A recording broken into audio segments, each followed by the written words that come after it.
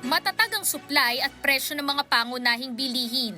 Iyan ang tiniyak ng Department of Trade and Industry sa kabila ng deklarasyon ni Pangulong Ferdinand R. Marcos Jr. ng State of National Energy Emergency dahil sa pagsirit ng presyo ng produktong petrolyo bunsod ng krisis sa gitnang silangan.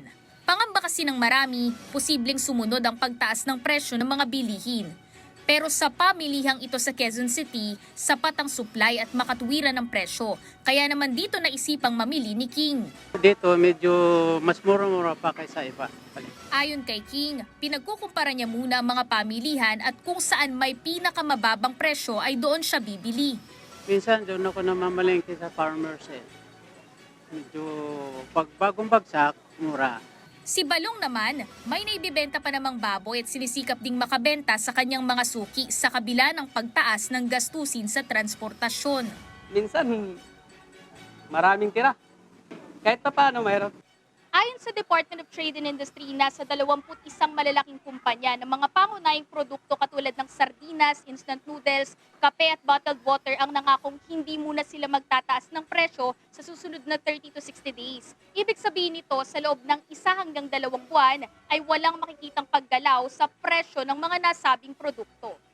Sa pinakahuling monitoring ng DTI, sapat ang inventaryo ng mga bilihin kaya't hindi nagkukulang ang supply sa kabila ng pagsipa ng presyo ng langis. At higit sa lahat, wala anilang dahilan para magtaas ng presyo ng bilihin.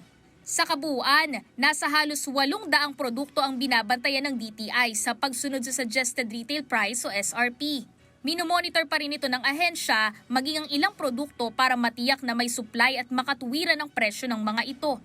Dagdag pa ng DTI, wala silang ipinatutupad na automatic nationwide price freeze alinsunod sa Republic Act 7581. Sa ilalim ng Price Act, sinisigurong matatag ang presyo ng basic necessities and prime commodities lalo na sa panahon ng emergency.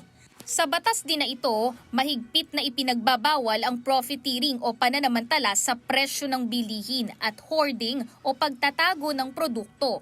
Tuloy-tuloy ang pamamahagi ng fuel subsidy para sa mga pinakaapektadong sektor, partikular ang transportasyon para hindi sumipa ang gastos sa pagbabiyahe ng mga produkto at para mapigilan din ang pagtaas ng presyo ng mga pangunahing bilihin na maaaring maging mitya ng price freeze.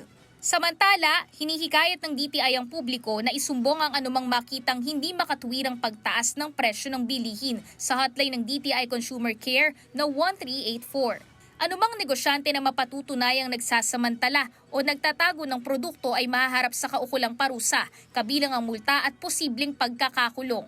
Sheila Natividad, para sa Pambansang TV sa Bagong Pilipinas.